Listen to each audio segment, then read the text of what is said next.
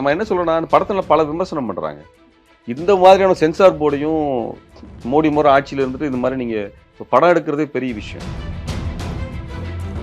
மக்களால் தேர்ந்தெடுக்கப்பட்ட அரசு அதுதான் அதிகாரம்ங்கிறதெல்லாம் சும்மா அது பொய்.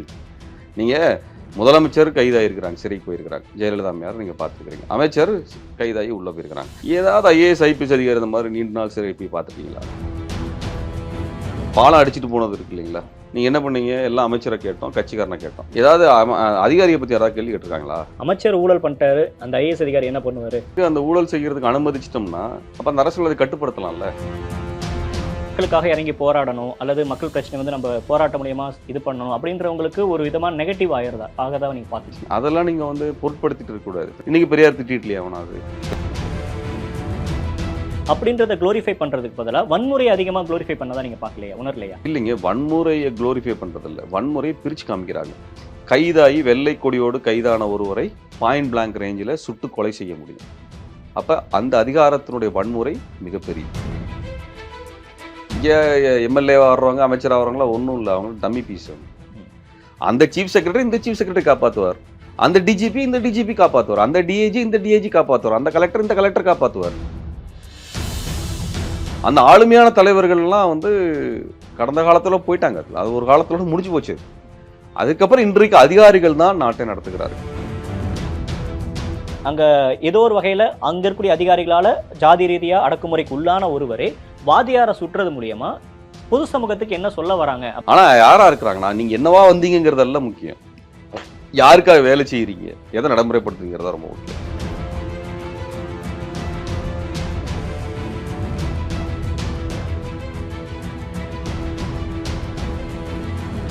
டிடிவேட் நேயர்களுக்கு வணக்கம். இன்றைய சிறப்பு நேர்காணலில் நம்மோடு இணைந்திருக்கிறார் மே 17 இயக்கத்தின் ஒருங்கிணைப்பாளர் திருமுருகன் காந்தி அவர்கள். தொடர் வணக்கம். வணக்கம். விடுதலை 2 திரைப்படம் குறித்து சமீபத்தில் உங்களுடைய நேர்காணல் ஒன்று பார்த்தேன்.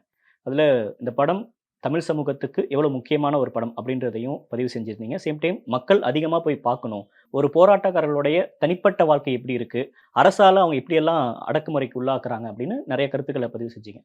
விடுதலை 2ல உங்களுக்கு இந்த படம்லாம் எனக்கு ரொம்ப ஈர்த்துச்சு அப்படின்னு உங்களை பாதிச்ச சீன் என்ன? நிறைய சொல்லலாம் படத்தில். ஒரு அரசியல் பாதையை விஜய் சேதுபதி தேர்ந்தெடுக்கக்கூடிய அந்த கட்டம், அவருக்கு அரசியல் சொல்லித்தரார் இல்லையா, கேன்னு ஒரு கேரக்டர் வந்து. ஆமாம், அவருடைய வாழ்க்கை, அவரோட பையன் காணாமல் போனதை பற்றி அவர் சொல்லுகின்ற விதம். அதுக்கப்புறம் வந்து முக்கியமாக வந்து இப்போ எல்லாம் நம்ம ஊர் படத்துலலாம் பார்த்தீங்கன்னா, பெரிய ஹீரோக்கள் நடிக்கிற படத்துலலாம் பார்த்தீங்கன்னா பார்ப்பனர்களை வைத்து கல்யாணம் பண்ணுறது காமிப்பாங்க. அது என்ன ஆயிருக்குன்னா, அப்படி பார்ப்பனர்களை வைக்காம தான் பெரும்பாலான சமூகம் கல்யாணம் பண்ணும் தமிழ்நாட்டில்.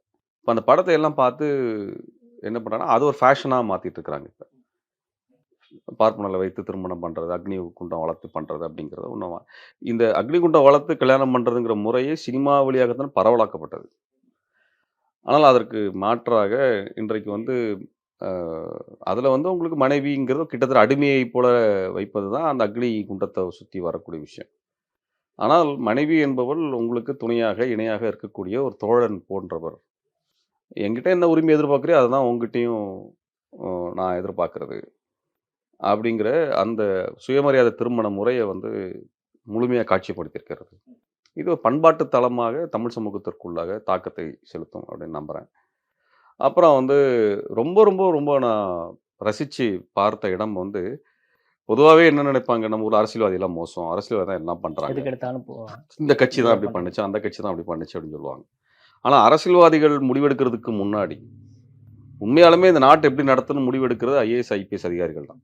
அவங்க தான் வந்து எதை வந்து செய்யணும், எதை செய்யக்கூடாது, யாரை குற்றவாளியாக்கணும், யாரை நிரபராதியாக்கணும், யாரை விசாரணைக்கு உட்படுத்தணும், யாரை என்கவுண்டரில் சுட்டு கொல்லணும், யாரை பற்றி படிக்கணும், யாரை பற்றி எதை படிக்கணும், எதை படிக்கக்கூடாதுன்னு எல்லாத்தையும் முடிவு பண்ணுறது அந்த அதிகாரிகள் தான். அதற்கு தான் அவங்க படிச்சுட்டு வந்ததாக வர சொல்கிறாங்க.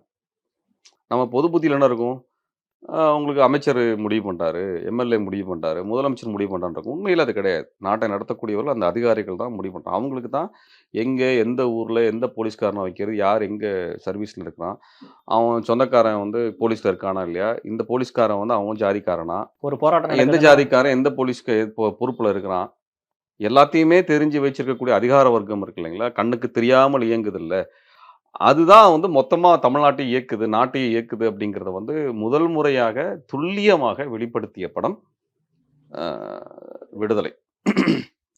இந்த மாதிரி வந்து இந்தியாவுல வேற எந்த திரைப்படத்திலயும் அம்பலப்படுத்தினதாக. இதுதான் உண்மையான அரசியல். ஆனா, பொதுவா வந்து அவரு அரசியல் ஃபோன் பண்ணுவாரு. ஃபோன் பண்றப்ப நான் என்னய்யா பதில் சொல்லுவேன் அப்படின்னு அந்த சீஃப் செக்ரட்டரி கேரக்டர் கேட்கறது. அப்ப யாரோ ஒருத்தங்க அரசாங்கத்துல இருக்கிறவங்களுக்கு தானே அவரு பதில் சொல்றாரு. இல்ல பதில் சொல்றத வந்து அவரு கடைசில என்னவோ சொல்றாரு. ஏன் வாத்தியார கொன்னுட்டோம் அப்படிங்கிற சொல்ல வேண்டான்றதுக்கு காரணத்தையும் அவரே சொல்லிர்றாரு. இப்ப அத அவர் தான் முடிவு பண்றாரு. மேல இருக்கக்கூடிய இந்த சூப்பர் பாஸ்ங்கிறவர் யாருன்னு நம்மளுக்கு தெரியாது. இந்திய பிரதமரா? இந்திய உள்துறை அமைச்சரா? அல்லது தமிழ்நாட்டு தமிழ்நாட்டுடைய முதலமைச்சரா? எப்படிங்கிறது நம்மளுக்கு தெரியாது. ஆனால் அவர்கள் என்ன பதில் சொல்லணுங்கிறது யார் முடிவு பண்றாங்க? ஐஏஎஸ் இவர் ஆஃபீசர். தான் முடிவு பண்றாரு. ம். இவர் பொலைட்டா பேசலாம். ஒரு அந்த அமைச்சர்கிட்ட ரொம்ப பொலைட்டா என்ன சொல்றது? அடக்க ஒடுக்கமா பேசுற மாரி பேசலாம். ஆனா அதுக்குள்ள இருக்கக்கூடிய அதிகார தோரணை இருக்குல்ல. இப்ப நீங்க வந்து நான் முதலமைச்சர்ட்ட போய் சொல்றேன்யான்னு சொல்லிட்டு அந்த அமைச்சர் வெளிய போறார்ல. 5 தடவ ஜெயிச்சு 3 தடவ அமைச்சர் ஆனா எனக்கே மரியாதை இல்ல. சொல்றேன் பாருன்னா, சரி போங்க சொல்லுங்கோ அப்படின்ற யூ கோ அப்படின்ட்டு. ஆ கோ அப்படின்னும் பொழுது அந்த அந்த அதிகார தோணல. கோ அப்படின்னு சொல்லக்கூடிய அந்த அதிகார தோரணை இருக்கு இல்லையா? அது என்ன அர்த்தம்? இந்த நாடே நான் கட்டுப்படுத்துற இடத்துல இருக்குன்றது. அந்த அதிகாரிகள் எடுக்கக்கூடிய முடிவுகள் தான் எல்லாமே இங்க. அப்போ அவங்க அதே மாதிரி வந்து அந்த படத்துல ஒரு இடத்துல சொல்லுவாங்க. இந்த கேகேவ கொலை பண்ணுனதுக்கு அந்த சமயத்துல கேகேக்கு எதிராக பண்ணையார்கள், முதலாளிகள் எல்லாம் சேர்ந்து உட்கார்ந்து பேசுவாங்க. என்ன பிரிவிலேஜ் கேட்டாலும் குடுங்க. அப்போ வந்து காவல்துறையில சேர்ந்த அதிகாரிகள் மேல பேசுறப்ப என்ன சொல்றாங்க, அவங்களுக்கு ஆர்ம்ஸ் பர்மிஷன் வேணுமா? துப்பாக்கி வைக்க பர்மிஷன் வேணுமா? குடுக்குங்க. அவங்களுக்கு என்ன வேணுமோ கேட்டா அத செய்யுங்க. அதே மாதிரி சாதாரண ஆளுங்க வந்தாங்கன்னா, வழக்குன்னு சொல்லி வந்தா அத பதிவு பண்ணாதீங்க. லேட் பண்ணுங்க. இது இன்னைக்கு நடந்துட்டு இருக்கிற விஷயம் தான். இன்னைக்கும் இன்னைக்கும் அதேதான். இன்னைக்கு நீங்க வந்து ஸ்டெர்லைட் துப்பாக்கி சூடு நடத்தினவன் மேல விசாரணை நடத்திற முடியுமா? வழக்கு பதிவு பண்ணிற முடியுமா? சாதாரண ஒரு விஷயங்கள்ல செஞ்சிட முடியுமா? அது முடியாது அது. அத இன்னைக்கு காவல்துறை டிலே பண்ணும். இன்னைக்கும் பெரிய, பெரிய முதலாளிகளுக்கு எதிரா நீங்க வழக்கெல்லாம் போய் பதிவு பண்ணிற முடியாது. அதான் நீ இன்னைக்கு நான் பல சிறைகள பார்த்துருக்கிறேன். எல்லா சிறையிலயும் வந்து சாதாரண ஆளு தான் குற்றவாளியா இருப்பான். ரூ. 5000 கொள்ளையடிச்சிருப்பான், ரூ. 50,000 கொள்ளையடிச்சிருப்பான், ரூ. 5,00,000 கொள்ளையடிச்சிருப்பான், அல்லது வந்து ஏதோ கொலை பண்ணியிருக்கிறேன்ற குற்றச்சாட்டுல உள்ள வரவனா இருப்பான். இப்படிப்பட்ட ஆளுங்களா தான் இருப்பான். ஆனா, இந்த 5,00,00,000 இப்ப 500,00,00,000, 5,000,00,00,000 கொள்ளையடிச்சவன் இருக்கான் இல்லையா? ஃப்ராடுத்தனம் பண்ணவன் இருக்கான். அவனெல்லாம் நீங்க ஜெயில்ல பார்க்கவே முடியாது. நீங்க ஸ்டெர்லைட்ல 15 பேர மொத்தமா கொலை பண்ணான் தெரியுமா? அனில் அகர்வால். அவன மாரி ஆளுங்கள நீங்க பார்க்கவே முடியாது. அப்ப இந்த சிறைச்சாலை, இந்த நீதிமன்றம், இந்த காவல்துறைங்கிறது நம்மளையெல்லாம் குற்றவாளியாக நடத்தி, ஓரமா தட்டி வச்சு உட்கார வைக்கிறதுக்கு தான் இருக்குதே ஒழிய, பெரிய முதலாளிகளை நம்மட்ட இருந்து காப்பாத்துறதுக்கு தான் அது இருக்கு. அப்புறம் இந்த சுப்ரீம் பவர் அப்படின்றது மக்களால் தேர்ந்தெடுக்கப்பட்ட நபர்களுக்கு இல்ல. அதெல்லாம் சும்மா டுபாக்கூர் அது. மக்களால் தேர்ந்தெடுக்கப்பட்ட அரசு அதுக்கு அதிகாரம்ங்கிறதெல்லாம் சும்மா அது பொய் அது. நீங்க முதலமைச்சர் கைதாகியிருக்கிறாங்க. சிறைக்கு போயிருக்கிறாங்க. ஜெயலலிதா அம்மையார் நீங்க பார்த்துருக்கிறீங்க. அமைச்சர் கைதாகி உள்ள போயிருக்கிறாங்க. இப்ப அமலாக்கத்துறை இதுல வந்து செந்தில் செந்தில் பாலாஜி. பாலாஜி 1 வருஷத்துக்கு மேல சிறையில இருந்தது. ஏதாவது ஐஏஎஸ், ஐபிஎஸ் அதிகாரி இந்த மாரி நீண்ட நாள் சிறை போய் பார்த்துருக்கீங்களா? இல்ல இவங்கலாம் உண்மையாலுமே நேர்மையா தான் இருக்கிறாங்களா? நேர்மையா இருக்காங்கன்னு உங்களால சொல்ல முடியுமா வெளிப்படையா? அல்லது குற்றமே செய்யாத அதிகாரிகள் இருக்கிறாங்கன்னு சொல்லிற முடியுமா? அப்ப அந்த அதிகார வர்க்கத்துக்குள்ள எந்த பிரச்சனையும் வராது. ஆனா, இப்ப நார்மலா ஒரு ஐஏஎஸ் ஆஃபீசர்ட்ட பேசுறோம். இல்ல பொதுவா ஒரு சமூகத்துல இருக்கிறது, அமைச்சர் ஊழல் பண்ணிட்டாரு. அந்த ஐஏஎஸ் அதிகாரி என்ன பண்ணுவாரு? அவரு அத சொல்ற ஒபே த ஆர்டர் தானே! அப்படின்ற மாதிரியான விஷயங்கள் பார்க்கப்படுதுல்ல. அது என்னன்னா, அந்த அந்த அரசியல்வாதிகளுக்கு அந்த ஊழல் செய்யறதுக்கு அனுமதிச்சுட்டோம்னா, அப்ப அந்த அரசியல்வாதி கட்டுப்படுத்தலாம்ல. இதுக்கு பின்னாடி ஒரு அரசியல் அந்த இருக்கு. அரசியல்வாதி எதுல ஊழல் பண்றது? இப்ப உதாரணமா ஒரு பாலம் கட்டணும் அப்படின்ற ஒரு திட்டத்த ப்ராஜெக்ட் போடுறது யாரு? இவங்க தான். அதிகாரிகள் போடுறாங்க. இல்லையா? அதுக்கு ஃபண்ட் அலோகேட் பண்றது யாரு? அவங்க அதிகாரிகள் தான். ஆமா. அதுக்கு யார்ட்ட கான்ட்ராக்ட் குடுக்கணும்னா, அந்த அமைச்சர்ட்ட போகும். அமைச்சர் தெரிஞ்சவனுக்கு கான்ட்ராக்ட் குடுப்பாரு. அதுல அவர் சம்பாதிச்சுட்டு போயிருவாரு. அவ்வளோதான். ஆனா திட்டம் பொறுத்துறது யாரு? செயல்படுத்துறது எல்லாம் இவங்க தான். அதுதான் அதனுடைய அப்ப அவங்களுக்கு தெரியாதா? இது எவ்வளோ பெர்சன்டேஜ் கமிஷன் போகுது, வருது. அது கட்டுற குவாலிட்டி என்னங்கிறது தெரியாதா? இப்ப பாலம் அடிச்சுட்டு போனது இருக்கு இல்லைங்களா? நீங்க என்ன பண்ணீங்க? எல்லாம் அமைச்சர கேட்டோம், கட்சிக்காரன கேட்டோம். ஏதாவது அதிகாரிய பத்தி யாராவது கேள்வி கேட்டுருக்காங்களா? ஆனா, ஏதாவது அந்த ஊடகத்துல வந்ததா? அதிகாரிகள் யார் கட்டுப்பாட்டுல இருக்காங்கன்றப்ப 2வது விஷயங்க அதிகாரிக்கு வேலை என்ன? எதுக்கு சம்பளம் தர்றீங்க? எவன் கட்டுப்பாட்டுல இருந்தா என்ன? உன் வேலைய நீ பாக்க சம்பளம் குடுத்துருக்க. நீ ஒழுங்கா யோக்கியமா இருந்தா அமைச்சர் தப்பு பண்ணுவாரா? எம்எல்ஏ தப்பு பண்ணுவாரா? இல்ல. அப்ப அந்த அதிகாரிகள் தான் முதல் கட்ட ஊழல செய்யறதற்கான எல்லா வேலையும் செய்யக்கூடிய ஆட்கள். அதற்கு பின்னாடியே வரக்கூடிய அதுல இருக்கக்கூடிய சின்ன விகிதம் தான் உங்களுக்கு மத்த இடங்களுக்கெல்லாம் போறது. அப்ப இந்த அதிகார வர்க்கத்தை அது அதிகார வர்க்கம்னு சொல்றது இதுதாங்க. நம்ம கூட படிச்சவரா இருப்பாரு. அவரே தாசில்தார் ஆயிட்டா அவரு என்னவா மாறிடுறாரு. ஐஏஎஸ் அதிகாரியா மாறுனா அவர் எப்படிலாம் மாறியிருக்கு. நானும் என் கூட படிச்சவங்க நெறைய பேர் ஆனத பார்த்துருக்கிறேன். அவங்க எப்படி நடந்துக்கிறாங்கன்னு இப்ப நான் பார்க்க தான் செய்றேன். அந்த சிஸ்டம்குள்ள அந்த போனதுக்கு குணம் அப்புறம் வந்து எப்படி மாறுது? அவங்க எப்படி மக்கள பார்க்குறாங்க? மக்கள் இப்படிதான் நீ பார்க்கணும். போராடுறவங்கள இப்படிதான் நீ பார்க்கணும். ஆ ஒரு முதலாளிய நீ இப்படிதான் அணுகணும். ஒரு கட்சிய இப்படிதான் நீ வந்து பார்க்கணும். அப்படிங்கிறதெல்லாம் சொல்லி தரப்படுதுல்ல. அத வந்து அவங்க சொல்லிக் குடுத்து ட்ரெயின் பண்ணி தான் அவங்களுக்கு கொண்டு வர்றாங்க. இப்ப அவங்கள வரும்பொழுது என்ன பார்க்குறாங்கன்னா, சாதாரண மக்கள் அவங்களுக்கான கோரிக்கைக்கு போராட்டம் பண்ணா, அவங்களுக்கு இத சொல்லி, அத சொல்லி அவங்கள சமாளிக்கிறது, தள்ளி விடுறது, தாட்டி விடுறது.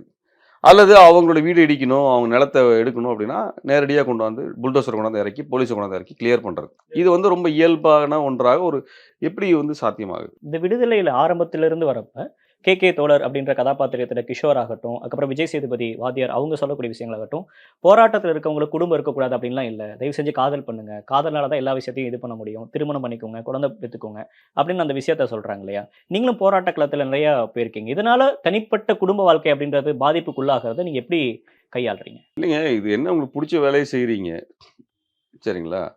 அதுல உங்க குடும்பம் அத புரிஞ்சுக்கிச்சு அப்படின்னானா மகிழ்ச்சி.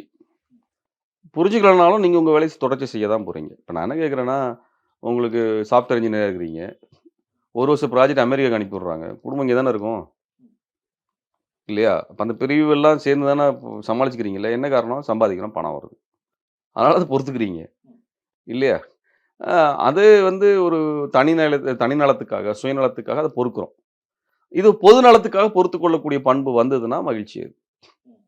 அப்படி வரலனாலுமே வேலை செஞ்சுட்டு தானே இருக்கிறோம். அது ஒண்ணும் பண்ண முடியும். ஒப்புதல் கிடைக்கிற காக நம்ம வந்து காத்துட்டு இருக்க முடியாது. நம்ம வேலைய அன்னைக்கு என்னைக்கு புரிஞ்சுக்கிறாங்களோ, அன்னைக்கு குடும்பத்தில இருக்கவங்க ஆதரிப்பாங்க. இப்ப நார்மலா ஒரு நீங்க பேசுறப்ப கூட சொல்லியிருந்தீங்க அந்த நேர்காணல்ல. ஒரு போராட்டத்துக்கு போனா, "நீ என்னப்பா உனக்கு என்ன குடும்பமும் குட்டியா? போராடிட்டு போயிருவ. நாங்க இதுல பாதிக்கப்படுறோம்ல." அப்படின்ற அந்த ஒரு விஷயம் இருக்கு இல்லையா? இத எப்படி அணுகணும்னு நெனைக்கிறீங்க? இல்ல இது காலங்காலமாவே இருக்கிற விஷயங்க. நம்ம என்னன்னா எல்லாரும் நல்லா இருக்கணுங்கிறதுக்கும், எல்லாருக்கும் நல்லது நடக்கணுங்கிறதுக்காக தான் போராட போறோம். இப்ப எல்லாருமே சேரும் பொழுது போராட்டம் வந்து ரொம்ப விரைவாக, எளிமையாக நம்மளுக்கு சாதகமாக முடியும். ஜல்லிக்கட்டு போராட்டத்துக்கு யோசிச்சு பார்த்தீங்கன்னா, இதுவரைக்கும் இந்தியாவில நடந்த போராட்டத்திலேயே ஜல்லிக்கட்டு போராட்டம் ரொம்ப முக்கியமான போராட்டம். என்னன்னா, 1 வார காலகட்டத்துக்குள்ளாகவே இந்திய அரசாங்கம் தன் சட்டத்தை மாத்திக்கிச்சு. சரிங்களா? விவசாயிகள் நடத்தின போராட்டம்.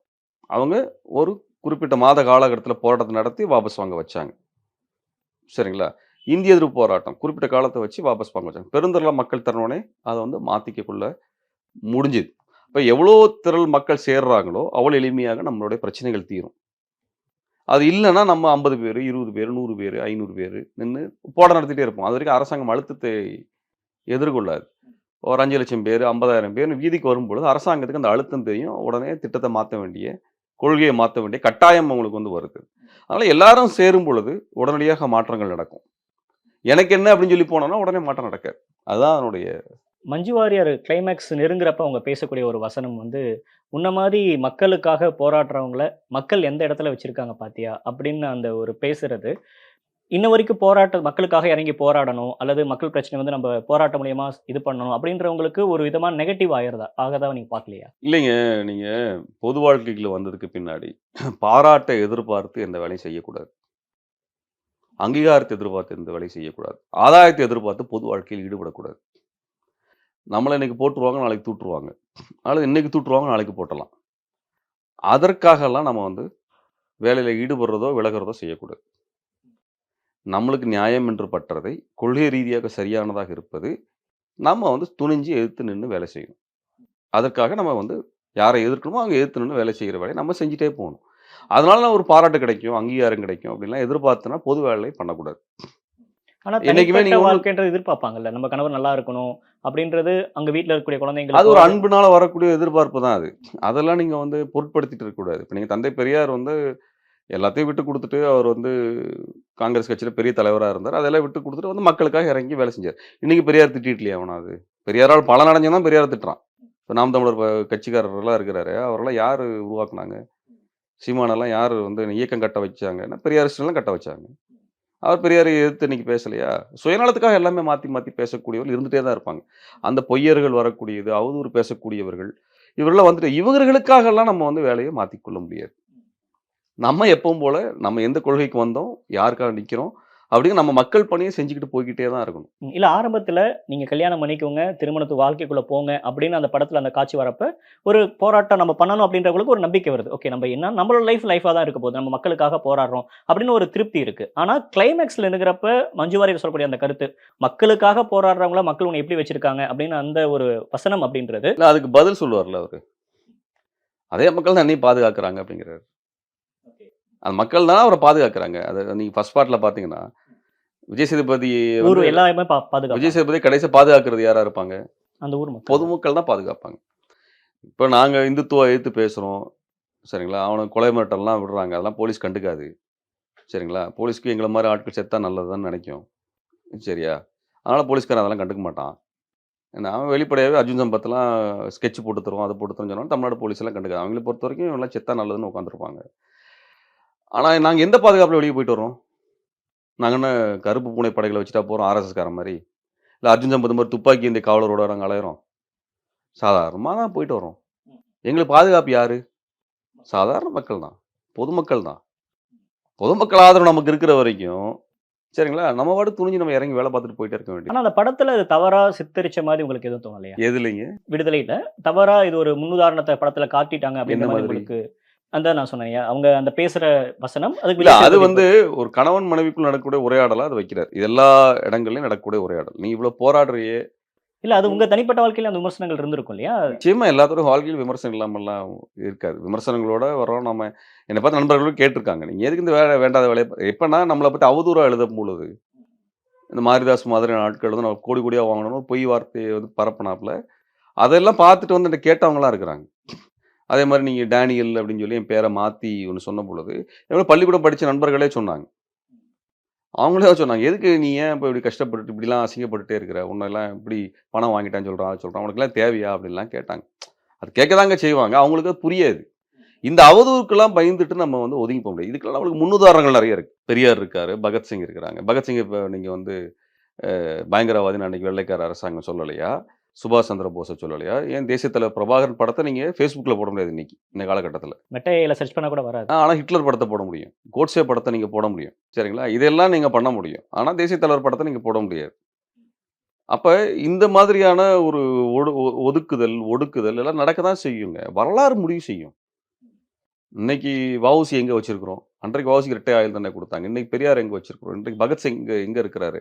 தேசிய தலைவர் நாளைக்கு எங்க இருப்பார்? அவ த அவருடைய சிலைக்கு கீழாக ஒரு தமிழ் தேசம் வந்து உருவாகியிருக்கும். இல்லையா? அன்னைக்கு அது வந்து தேசிய தலைவராக, உலகம் முழுவதும் அங்கீகரிக்கப்படக்கூடிய தலைவராக வருவார். வரலாறு நாளைக்கு வரும். மாறதான் செய்யும். இன்னைக்கு இருக்க மாரி நாளைக்கெல்லாம் இருந்துருச்சுன்னா எப்படி வாழ்றது?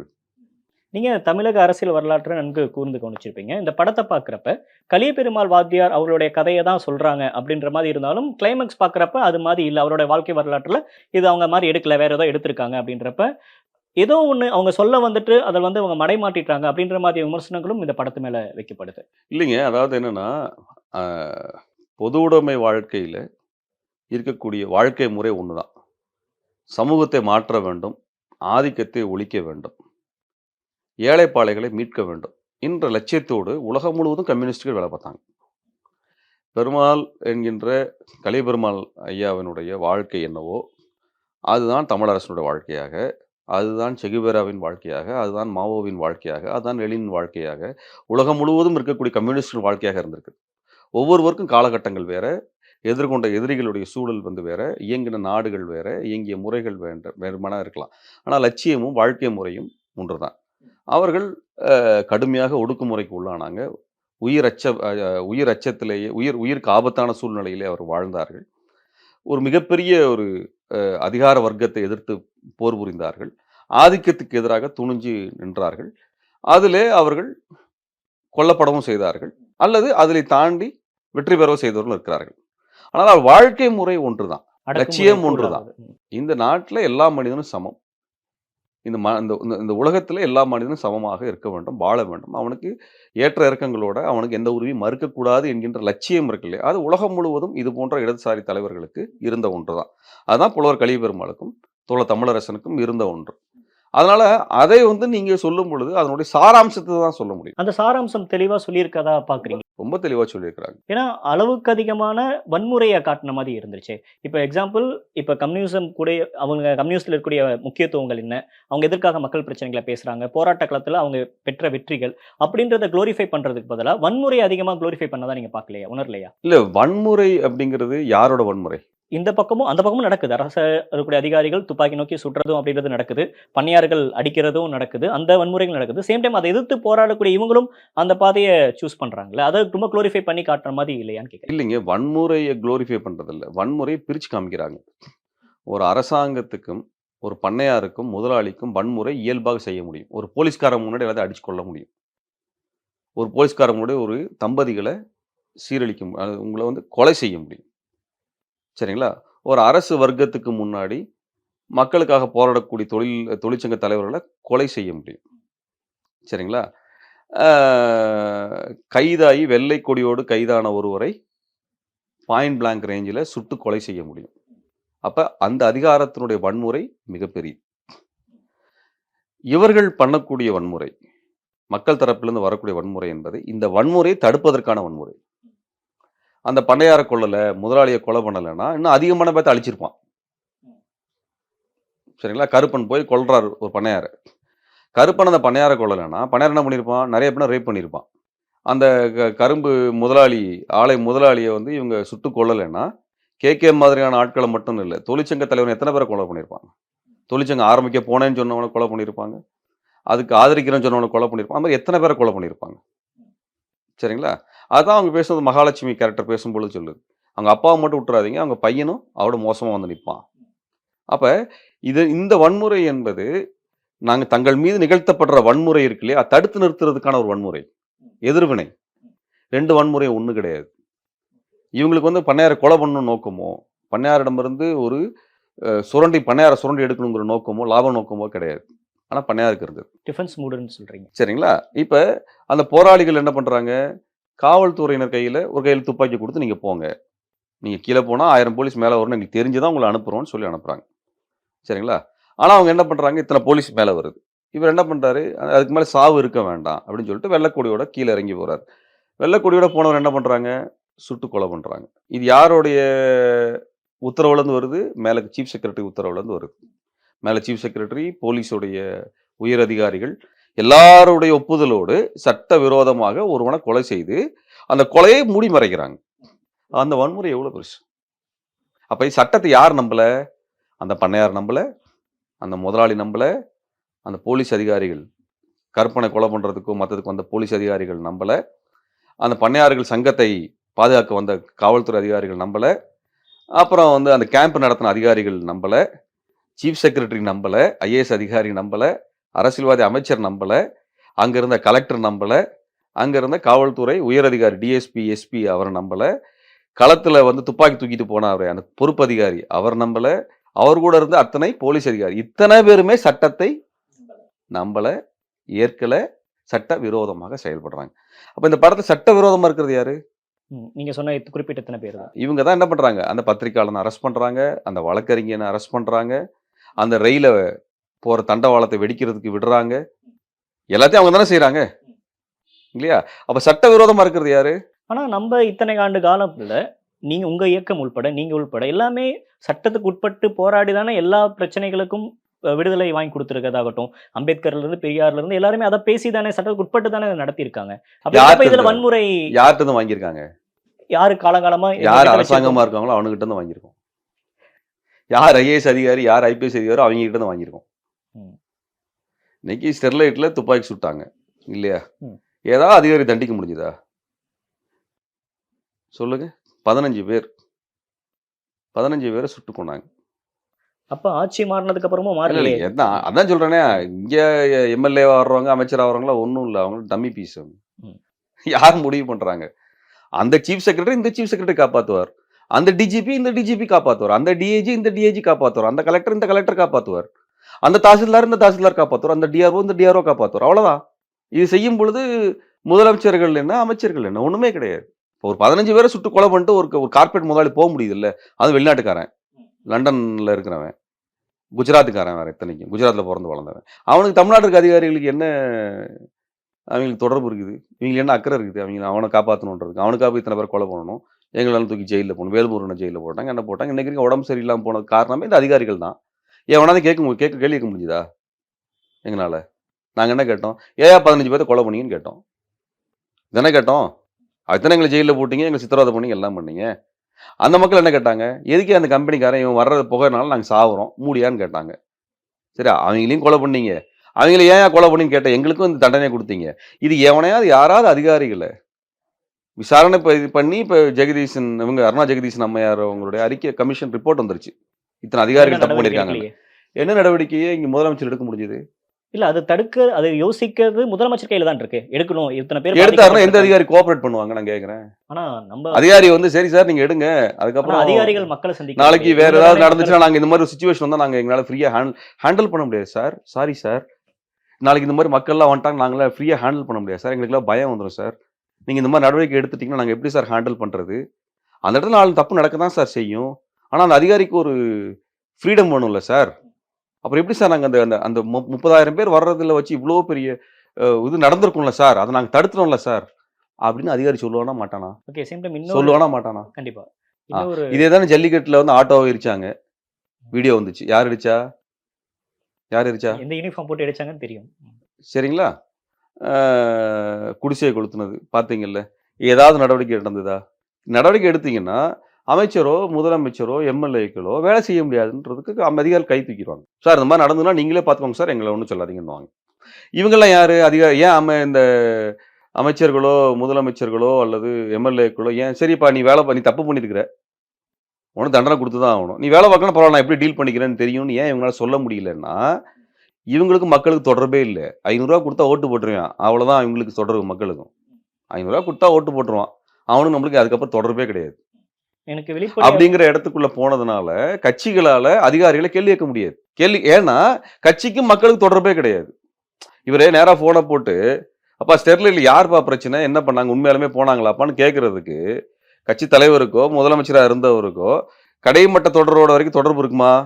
இல்ல. கடைமட்ட தொண்டருக்கும் மக்களுக்கும் தொடர்பு இருக்குமா? இல்ல.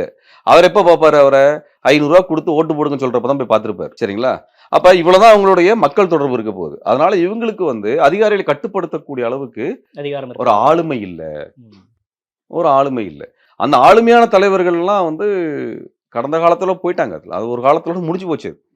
அதுக்கப்புறம் இன்றைக்கு அதிகாரிகள் தான் நாட்டை நடத்துகிறார்கள். நம்ம என்ன சொல்றோம்னா, நல்ல அதிகாரிகள் இருக்கிறார்கள். இது போன்ற செயல்களை செய்யக்கூடிய அதிகாரிகள் எல்லாத்தையும் நம்ம உத்தரவு குத்துறது இல்ல. இதெல்லாம் என்னோட ஆனா என்னோட என்னன்னா, ம். தவறு செய்யக்கூடிய அதிகாரிகள் மேல நீங்க நடவடிக்கை எடுக்கலன்னா, அதுக்கு பேர் இம்ப்யூனிட்டின்னு பேரு. ஐநாவிலே அதுக்கான தனி வார்த்தை இருக்கிறது. சாதாரண மக்கள் குற்றம் செஞ்சோம்னா சட்டத்தில் தண்டிக்க முடியும். ஒரு அதிகாரி குற்றம் செய்யும் பொழுது, அதை தண்டிக்கவில்லை என்றால், குற்றம் செய்வது என்பது அரசாங்கத்தின் வேலையாகவே மாறிவிடுகிறது. இப்ப வெளிப்படையா என்னோட கேள்விதான். விடுதலை 2வ நார்மலா இருக்க ஒருத்தர் வந்து பார்க்குறாங்க. எந்த ஒரு கட்சி சாயம் இல்ல. அவங்களுக்கு எந்த ஒரு அரசியல் புரிதலும் இல்லன்னு வச்சுக்கோங்களேன். இந்த படத்த பார்க்குறப்ப கம்யூனிசம் பிடிக்குது அப்படின்னு நினைச்சிட்டு இருக்கவங்க கூட இந்த படத்த பார்த்ததுக்கப்புறம், ஐயோ! இதுல போனா வாழ்க்கை இப்படிதான் இருக்குமோ! இவ்ளோ நெகட்டிவா அமையுதே! அப்படின்ற மாதிரியான புரிதல் பொதுமக்களுக்கு ஏற்பட வாய்ப்புகள் இருக்கா இல்லையா? அப்படி இல்லைங்க. அவங்களுக்கு என்ன நடக்கும்னா, இப்படி கூட யோசிக்கலாம்ல. ஐயோ! அந்த போலீஸ்க்கு போனா அந்த மாரி தப்பான வேலைலாம் செய்யணுமே. ஐஏஎஸ் அதிகாரியானா இப்படியெல்லாம் தப்பா வேலை செய்யணுமே. அப்படின்னு கூட நினைக்கலாம்ல. நினைக்கலாம் இல்லையா? மக்கள் நேர்மையானவங்க. மக்கள் அதையும் யோசிப்பாங்க. நான் வந்து ஐஏஎஸ் ஆகுறேன், ஐபிஎஸ் ஆகுறேன்னு சின்ன குழந்தைங்க எல்லாம் நானும் சொல்லியிருக்கேன் ஒரு காலத்துல. இல்லைங்களா? இன்றைக்கு அந்த குழந்தைங்கலாம் யோசிக்கும்ல. நானும் பெரிய போலீஸ் அதிகாரி மாரி சூர்யா மாதிரி அல்லது விக்ரம் மாதிரிலாம் வரணும் அப்படி நெஞ்ச நிமித்திட்டு போற மாரி, அல்லது துரைசிங்கம் மாரி வரணும். அப்படின்னு நினைக்கிறவங்கலாம் இப்ப யோசிப்பாங்கல்ல. இல்லப்பா அந்த மாரி முகம் மட்டும் இல்ல, இந்த மாரி ஒரு முகமும் இருக்குதுங்கிறத யோசிப்பாங்கல்ல. அது ரொம்ப முக்கியம் அது. அதாவது சமப்படுத்தி ஒரு ஒரு விஷயத்த புரிஞ்சுக்கிறதுக்கான வாய்ப்புகள் இருக்குல்ல. அத இந்த படம் குடுத்துருக்குன்னு பார்க்குறேன். நம்ம என்னன்னா, இது மறுபடியும் எத சொல்ல வரணும்னு நினைக்கிறேன்னா, இந்த சிஸ்டத்துக்குள்ள இருக்கக்கூடிய புரையோடி போன இந்த வன்முறை இருக்கு இல்லையா? சுரண்டல் வன்முறை, ஆதிக்க வன்முறை, சாதிய ஆதிக்கமாக இருந்தாலும் சரி, முதலாளி ஆதிக்கமா வன்முறையா அதான் எல்லாத்துக்கும் காரணமா இருக்குல்ல. அந்த ஆதிக்க வன்முறையை தடுத்து நிறுத்துவதற்கு அதிகார வர்க்கம் தோல்வி அடைந்து விட்டது. அதை வந்து அதிகார வர்க்கத்தைச் சேர்ந்தவர் யோசிக்கணும். மறுபடியும் போய் திருமுருகன் குரவலைய நெரிக்கிறதோ, அல்லது வேல்முருகன் குரவலைய நெரிக்கிறதோ, இங்க இருக்கக்கூடிய போராளிகளுடைய குரவலை நெரிக்கிறதுனாலலாம் தீர்த்திட முடியாது அது. என்ன விட்டா நான் 1000 பேர் வருவான் அதுக்கப்புறம். எனக்கு முன்னாடி 1000 பேர் இருந்திருக்கிறான், 1,00,000 பேர் இருந்திருக்கிறான். அவனை பார்த்தா நானும் வந்திருக்கிறேன். அதுக்கப்புறம் இன்னும் 1000 பேர் வருவாங்க நம்பிக்கை நாங்களும் வேலை பார்த்துட்டு இருக்கிறோம். இது நிக்கவே நிக்காது. அப்போ உங்களுடைய ட்ரெய்னிங்ல ஐஏஎஸ் ட்ரெய்னிங்ல, ஐபிஎஸ் ட்ரெய்னிங்ல சொல்லிக் கொடுத்தது பொய். சரிங்களா? அந்த சமூகம் மாற்றம் அடைந்து கொண்டே வருகிறது. ஏன்னா ஐஏஎஸ், ஐபிஎஸ் அதிகாரி ட்ரெய்னிங்கிறது வெள்ளைக்காரன் காலத்துல அவங்களுக்காக சொல்லிக் கொடுக்கப்பட்ட ட்ரெய்னிங் அது. அது இன்னைக்கு தொடர்கிறது. அது இன்னைக்கு பொய்த்து போயிருக்கிறது அப்படிங்கிறது தான் நம்ம வந்து இன்னைக்கு பார்க்குறோம். அதனால இதையெல்லாம் மாற்றத்துக்கு உள்ளாக வேண்டும் என்பதுதான் நம்ம விருப்பம். வாத்தியாரை யார் சுட்டு பிடிக்கணும் அப்படின்ற அந்த டிஸ்கஷன் வந்து சீஃப் செக்ரட்டரி வீட்ல ஐஏஎஸ் ஆஃபீஸருக்கு முன்னாடி நடக்கிறப்ப அவங்க ஒரு தேர்வு செய்றாங்க. அமுதன் அப்படின்ற ஒரு கேரக்டர். அந்த கேரக்டர் தான் எல்லாமே போய் கஷ்டப்பட்டு புடிச்சிடுறாரு. புடிச்சிட்டு எல்லாரும் அந்த கன் பாயிண்ட்ல வந்து கூட்டு வராங்க. கூட்டு வரப்ப அவராலேயே சுடப்படுறாரு. அவரு அதிக மேல இருந்து கால் வந்து அவர் சுட்டாரா அப்படின்றத படத்துல இன்னும் தெளிவா காட்டல. ஆனா, அங்க யூனியன் வேணும் அப்படின்னு பேசின ஃபர்ஸ்ட் ஹாஃப்ல யூனியன் வேணும் அப்படின்னு சொல்லி பேசினவர், அங்க ஏதோ ஒரு வகையில அங்க இருக்கக்கூடிய அதிகாரிகளால ஜாதி ரீதியா அடக்குமுறைக்கு உள்ளான ஒருவரே வாதியார சுட்டுறது மூலியமா பொது சமூகத்துக்கு என்ன சொல்ல வராங்க அப்படின்ற மாதிரியான ஒரு பார்வை இருக்குல்ல. இத நீங்க எப்படி பார்க்குறீங்க? அதிகார வர்க்கத்துக்குள்ள உள்ள போயிட்டீங்கன்னா, அதாவது அந்த சிஸ்டம்க்குள்ள போயிட்டீங்கன்னா. சிஸ்டத்துக்குள்ள உள்ள போயிட்டீங்கன்னா, அங்க ஜாதி, மத வேறுபாடு உள்ள இருந்தாலும் கூட, நீங்க அதிகார வர்க்கமாவே யோசிக்க ஆரம்பிச்சுருவீங்க. எந்த தரப்புல இருந்து போனாலும். எங்க போனாலும் சரி. நான் ஒரே ஒரு உதாரணத்த சொல்றேன். பாலஸ்தீனத்துல படுகொலை நடந்து கொண்டே இருக்குது. இது தடுக்க சொல்லி ஒரு தீர்மானம் ஐநாவோட பாதுகாப்பு சபையில வருது. அதற்கு எதிராக அமெரிக்கா வாக்களிக்குது. வாக்களித்த ஒரு கருப்பின பெண். நம்ம பொதுவா நம்மளுடைய அரசியல் புரிதல் என்ன? கருப்பின மக்கள் ஒடுக்கப்பட்டவர்கள். ஆனா அங்கிருந்து கருப்பின பெண் யாரு? அது ஒடுக்கப்பட்ட சமூகத்திலிருந்து கருப்பின சமூகத்திலிருந்து வந்தவங்க தான். ஆனா யாரா இருக்கிறாங்கன்னா, நீங்க என்னவா வந்தீங்கங்கிறதெல்லாம் முக்கியம். யாருக்காக வேலை செய்றீங்க? எதை நடைமுறைப்படுத்துறீங்கிறது தான் ரொம்ப முக்கியம். ஒபாமா காலத்துல தான் அதிக அளவுக்கு நாடுகள் மீது குண்டுகள் வீசப்பட்டுச்சு. ஒபாமா யாரு? கருப்பினத்திலிருந்து ஒருத்தர் வந்தார் நம்ம கொண்டாடினோம். ஆனா அவர் என்ன பண்றாரு? அதே அதிகாரத்துக்கு என்ன தேவையோ அதை வேலை செய்யக்கூடிய கூலிக்காரன் தான். இந்தியாவுல இருக்கக்கூடிய பிரசிடென்ட்டா இருக்கிறவங்க இன்னைக்கு பழங்குடிகளா இருக்கிறாங்க. ஆனா மணிப்பூர்ல பழங்குடிகள் படுகொலை செய்யப்படுறாங்க. ஜார்க்கண்ட்ல விரட்டடிக்கப்படுறாங்க. அப்ப இதெல்லாம் ஒரு அடையாளம் தாங்க. அவருடைய அரசியல் என்ன அப்படிங்கிறது. அமுதன் என்கின்ற கேரக்டரு அது வந்து அவமானப்படுத்தப்படும் பொழுது அதை எதிர்த்து போராடுது. ஆனால் தனக்கு அதிகாரத்திற்குள்ள மேலே செல்வதற்கான வாய்ப்பு வரும் பொழுது அதை பயன்படுத்த தவற விடுறது. ஆனா சேம் டைம் ஒரு கதையாசிரியரா வெற்றிமாறன் அவர்கள் எழுதுறப்ப ராகவேந்தர் சொல்லி அதை செய்யலாம், அல்லது சீஃப் செக்ரட்டரியா இருக்கக்கூடிய ராஜீவ் மேனன் ஆர்டர் போட்டு அதை செய்யலாம் அப்படின்ற மாதிரி மாத்திருக்கலாம்ல. இப்ப கீழ இருந்து வந்தவங்களே எதுவாக இருந்தாலுமே மக்களுக்கு இன்னும் ஒரு அதிருப்தியை கொடுக்காதா? இல்ல எதுவாக இருந்தாலுமே அவருக்கு கொடுக்கப்பட்டிருக்கக்கூடிய ட்ரைனிங் என்ன சொல்லுது? அந்த படத்திலேயே ஒரு ட்ரைனிங் அமைச்சிருப்பாங்க. ஜங்கிள் வார்ஃபேர்ல நீங்க பொதுமக்களை சுட்டுக் கொல்லக்கூடாது. அது ஹியூமன் ரைட் வயலேஷன்ஸ். அது பண்ணா தண்டனை இருக்கும்னு சொல்றாங்க. அதை கத்துக்கிட்டு நேரா வந்து என்ன பண்றாரு? சுட்டுக் கொல்றாரு. சரிங்களா? அவருக்கு மேல இருந்து உத்தரவு வராம கொண்டிருக்க மாட்டார். அப்ப அந்த விதிகள்லாம் இருக்குதுங்க பேப்பர்ல, ட்ரைனிங்லாம் இருக்குது. ஆனா நடைமுறை யதார்த்தத்துல அது இல்லை என்பதான் காமிச்சிருக்காங்க. மஞ்சு வாரியர் கேரக்டர்ல ஆரம்பத்துல அவங்க வந்து முடியை ஏன் கட் பண்ண அப்படின்றதுக்கான விளக்கம் ரொம்ப அழகாவே சொல்லியிருந்திருப்பாங்க. ஆனா அதுவே ஒரு அந்த அவங்களுடைய பின்பற்ற வாழ்க்கையில பாக்குறப்ப அவங்க வந்து ஏன் முடி வச்சிருக்க அப்படின்றதுக்கான ஒரு காரணம் சொல்றாங்க. நீ வந்து என்னை அடக்குமுறைக்கு உள்ளாக்க மாட்டேன், நீ என்னை பலவீனமா ஆக்க மாட்டேன் அப்படின்ற ஒரு வசனம் வருது. முரணா இல்லையா இருக்கிறதா பாக்கலையா? இல்லைங்க. அந்த முன்னாடி இருந்த வாழ்க்கை வேற, இப்ப இருக்கக்கூடிய வாழ்க்கை வேற. முன்னாடி இருந்த வாழ்க்கையில இவரை வந்து துணைவனா ஒரு இணையரா பார்க்கல. மனைவியாக அடிமையாக பார்த்தாங்க. இங்கே இணையராக பார்க்க. இணையர் என்ற வார்த்தை என்னது? நான் இணையராக ஏற்கின்றேன். எனக்கு சமமானவர்களாக ஏற்றுக்கொள்கிறேன். அங்க ஆதிக்கம் கிடையாது. அன்பு மட்டும்தான் இருக்கிறது. அங்க வந்து ஆதிக்கம் மட்டும்தான் இருக்குது. அன்பு கிடையாது. நம்ம சாதாரணமா அக்னி ஹோமம் வளர்த்து சுற்றி வர்ற இதுல வந்து அங்க ஆதிக்கம் மட்டும்தான் இருக்கும். ஆனால் இங்க இணையராக சுயமரியாதை திருமணத்துல உங்களுக்கு ஆதிக்கம் கிடையாது. அன்பு மட்டும்தான் முன்னிலைப்படுத்தப்படும் பொழுது உங்களுக்கு அது வந்து இயல்பான சுதந்திரத்தோடு நம்ம இயங்க முடியுங்கிற நம்பிக்கை அந்த பெண்ணுக்கு வருகிறது. அதுதான் முக்கியம். இறுதியா ஒரு கேள்வி. விடுதலை 2 படம் என்ன தாக்கத்தை சமூகத்துக்கு ஏற்படுத்தும் அப்படின்னு நினைக்கிறீங்க? உங்க மாதிரி தொடர்ந்து களத்துல போராடக்கூடிய போராளிகள், போராட்டக்காரர்களுக்கு இந்த படம் என்ன மாதிரியான ஒரு மெசேஜை சொல்லியிருக்குன்னு நினைக்கிறீங்க? தமிழ்நாட்டுல இங்கு சமூகத்தினுடைய விடுதலை, ஜாதி விடுதலையாக இருந்தாலும் சரி, பெண் விடுதலையாக இருந்தாலும் சரி, முதலாளிகளிடமிருந்து விடுதலை, தொழிலாளர்களுடைய விடுதலையாக இருந்தாலும் சரி, அனைத்து விடுதலைகளுக்காக நாம் போராடணும் அப்படின்ற ஒரு போராட்டத்தை நடத்திய இடதுசாரிகள், அதிலும் குறிப்பாக இந்த இந்திய சூழலில் தமிழர்கள் இந்தியாவினுடைய ஒடுக்குமுறைக்கு உள்ளாக்கப்பட்டிருக்கக்கூடிய சமயத்தில் இந்த தமிழ் தேசிய இனம் இந்தியாவிலிருந்து தன்னை விடுவித்துக் கொள்வது என்பதுதான் தமிழர்கள் தங்களுடைய உயர்வுக்கான ஒரே வழிமுறையாக இருக்கும், வளர்ச்சிக்கு வழிமுறையாக இருக்கும் என்று தமிழரசன் பேசின அந்த வாழ்க்கையை, அரசியலை இந்த படத்தில் காமிச்சிருக்கிறாங்க. அப்படிதான் இந்த மக்கள் புரிஞ்சுக்குவாங்க நான் நம்புறேன். இதுதான் தமிழரசன் புலவர் கலிய பெருமாளுடைய அரசியல். அவங்க வந்து சென்றடைந்த இடமும் அதுதான். அப்ப இந்த பாட்டாளிகள் தமிழ்நாட்டில் இருக்கக்கூடிய ஏழை எளிய மக்களுடைய விடுதலைக்கு இதுதான் ஒரே வழி என்ற தீர்வு என்று தோழர் தமிழரசனும் புலவர் கலியபெருமாளும் முன்வைத்த அந்த வரலாறு இருக்குல்ல, அவங்களோட வாழ்க்கை வரலாறு இருக்குல்ல, அதை படத்துல காமிச்சிருக்கிறார். இப்ப இதே மக்கள் உள்வாங்க. ஏன்னா தமிழரசனோ கலியபெருமாளோ நம்மோடு வாழ்ந்தவங்க சமகாலத்துல. நம்ம வந்து புலவர் கலியபெருமாளை 2007 வரைக்கும் நம்ம வந்து பார்த்துருக்குறோம். தமிழரசன் 87 வரைக்கும் நம்ம கேள்விப்பட்டிருக்கிறோம். மக்கள் நேரடியாக மக்கள் பார்த்துருக்குறாங்க. அவரோடு இருந்தவர்கள் இன்னும் உயிரோடு இருக்கிறார்கள். அப்ப அதனால வந்து அவங்க ரத்தமும் சதயமாக நம்மோடு வாழ்ந்தவர்கள். அந்த நினைவு திரும்ப மக்களுக்கு வரும்.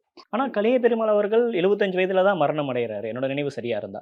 ஆனா இந்த படத்துல அந்த வாத்தியார் அப்படின்ற கேரக்டர் என்கவுண்டர் எல்லாம் இல்ல அதுதானே சொல்றேனே. இது வந்து அந்த அந்த சாராம்சத்தை எடுத்து சொல்லியிருக்கிறாங்க. அது அப்படியே சொன்னாங்கங்கிற அர்த்தமே இல்ல. கலியபெருமாளோட வாழ்க்கை சித்திரம் அல்ல. சப்ஜெக்ட் எடுத்துக்கணும்னு நினைக்கிறேன். அதோட சாராம்சம் என்ன? அதையும் வந்து வெளியே சொல்லியிருக்கிறாங்க. அதுதான் நம்ம வந்து பார்க்க முடியும். வெற்றிமாறன் பத்தி நீங்க என்ன நினைக்கிறீங்க? இந்த படம் வெளியானது மூலியமா? வெற்றிமாறன் வந்து இதுவரை பலர் தொட தயங்கிய ஒரு தலைப்பை கையில் எடுத்திருக்கிறாரு. மார்க்சியம் குறித்தான ஆழமான புரிதல் இல்லாம இந்த படத்தை எடுக்க முடியாது. இந்திய கம்யூனிஸ்ட் கட்சியின் வரலாறை நீங்க படிக்காம இந்த படத்தை கதை எழுத முடியாது. படத்தினுடைய கதை கலனை, கதை மாந்தர்களை நீங்க உருவாக்கி இருக்க முடியாது. அப்ப அதை வாசித்திருக்கிறாரு.